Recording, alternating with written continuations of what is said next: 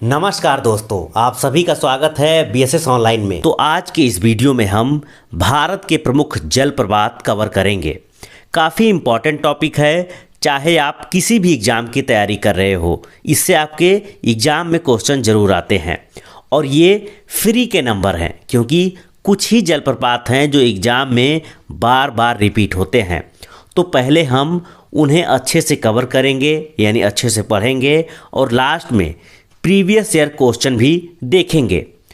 तो चलिए बिना देरी किए हुए वीडियो की शुरुआत करते हैं। तो सबसे पहले देखते हैं कि जलप्रपात किसे कहते हैं या जलप्रपात क्या होता है। तो जलप्रपात उस स्थल को कहते हैं जहां से नदी का पानी पहाड़ की चट्टानों से नीचे भूमि पर गिरता है।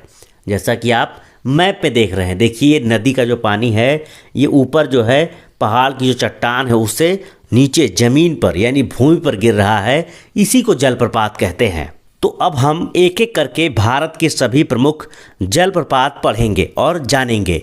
तो जैसा कि मैंने आपको बताया कि कुछ ही जलप्रपात हैं जो एग्ज़ाम में बार बार पूछे जाते हैं, तो हम उन सभी को अच्छे से कवर करेंगे, पढ़ेंगे।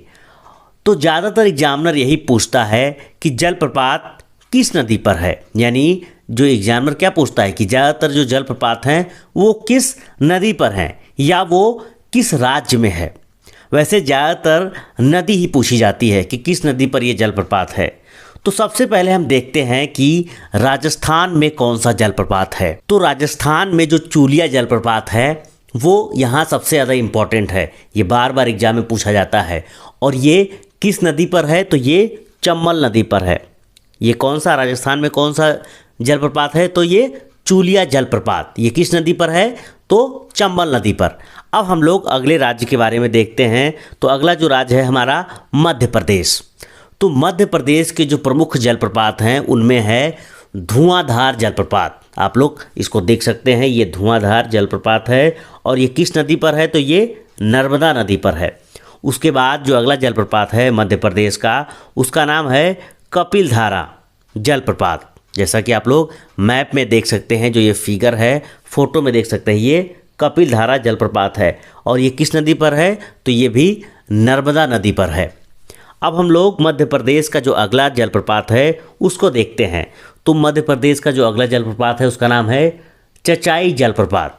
ये किस नदी पर है, तो ये बीहड़ नदी पर है। आप लोग इस जलप्रपात को ध्यान से देखिए जब हम लोग कोई चीज़ हम लोग फ़ोटो या फिगर देखते हैं या वीडियो देखते हैं तो हमें आसानी से याद होता है, इसीलिए मैंने इस वीडियो में सभी जलप्रपात का फ़ोटो लिया है। अब हम लोग देखते हैं मध्य प्रदेश के जो अगला जलप्रपात है उसका क्या नाम है, तो उसका नाम है यन्ना जलप्रपात। ये किस नदी पर है, तो ये भी नर्मदा नदी पर है। आप लोग इसका फ़ोटो देख सकते हैं। अब हम लोग देखते हैं अगले राज्य यानी झारखंड के जो प्रमुख जलप्रपात है उसके बारे में। तो आप लोग इसका फ़ोटो देख सकते हैं और इस जलप्रपात का क्या नाम है, तो इसका नाम है हुंडरू जलप्रपात। ये किस नदी पर है, तो ये स्वर्णरेखा नदी पर ये स्थित है। ये झारखंड का प्रमुख जलप्रपात है। अब हम लोग देखते हैं अगले राज्य कर्नाटक के जलप्रपात के बारे में। तो जैसा कि आप लोग फोटो देख सकते हैं, जो कर्नाटक का ये जो जलप्रपात है काफ़ी इंपॉर्टेंट है, कई बार एग्जाम में पूछा गया है। तो कर्नाटक का जो ये जलप्रपात है जिसका आप लोग ये फोटो देख रहे हैं, इसके कई नाम हैं, जैसे जोग, गरसोप्पा, महात्मा गांधी जलप्रपात, ये 3 इसके नाम है। और ये किस नदी पर है, तो ये शरावती नदी पर है। आप लोग इसका फ़ोटो देख रहे हैं।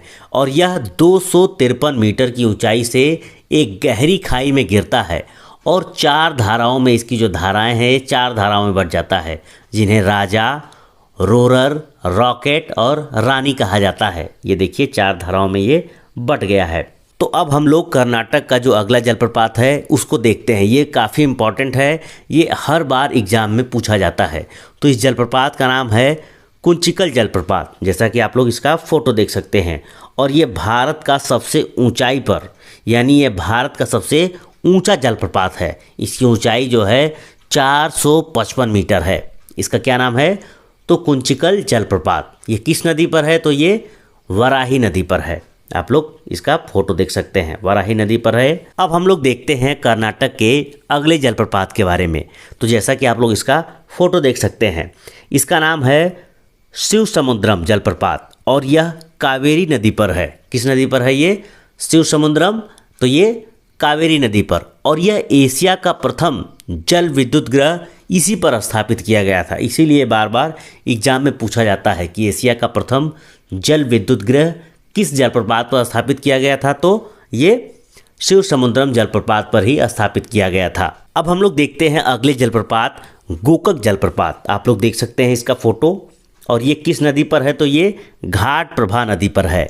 और यह गोकक जलप्रपात कर्नाटक के बेलगांव जिले में स्थित है। आप लोग इसका फोटो देख सकते हैं। अब हम लोग देखते हैं अगले राज्य यानी गोवा और कर्नाटक की सीमा पर स्थित जलप्रपात। तो इसका नाम है दूध सागर जलप्रपात। जैसा कि आप लोग फोटो देख सकते हैं, बिल्कुल देख रहे हैं आप लोग कि बिल्कुल दूध की तरीके से दिख रहा है। और ये किस नदी पर है, तो ये मांडवी नदी पर है।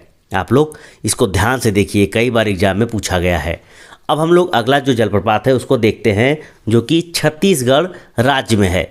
और इस जलप्रपात को चित्रकूट जलप्रपात कहा जाता है। क्या कहा जाता है, तो चित्रकूट। और ये किस नदी पर है, तो ये इंद्रावती नदी पर है। किस नदी पर है, इंद्रावती। और ये अपने घोड़े की नाल समान मुख के कारण इस जलप्रपात को भारत का नियाग्रा भी कहा जाता है। एग्जाम में पूछा जाता है कि भारत का नियाग्रा किस जलप्रपात को कहा जाता है, और ये किस जिले में है, और ये किस नदी पर है। तो ये कई क्वेश्चन इससे बनते हैं, तो इसको आपको ध्यान में रखना है। तो अब हम लोग देखते हैं अगले जलप्रपात, जो कि मेघालय राज्य में है, और इसका नाम है नोहक लिकाई जलप्रपात। आप लोग इसका फोटो देख सकते हैं। इसकी विशेषता क्या है कि इस जलप्रपात का जो स्रोत है वो वर्षा का पानी है। यानी हम लोग जानते हैं कि मेघालय में सबसे ज़्यादा बारिश होता है, तो ये जो जलप्रपात है ये बिल्कुल वर्षा पे डिपेंडेंट है। अगर पानी नहीं बरसेगा तो ये जलप्रपात नहीं चलेगा। तो ये जो ये किस राज्य में है, तो ये मेघालय में है, ठीक है। और ये किसी नदी पे डिपेंडेंट नहीं है। अब हम देखते हैं अगले जलप्रपात, जो कि उड़ीसा राज्य में है। किस राज्य में है, तो उड़ीसा में। और इसका नाम है बरेही पानी जलप्रपात। और ये किस नदी पर है, तो ये बुधबलंग नदी पर है। किस नदी पर, बुधबलंग।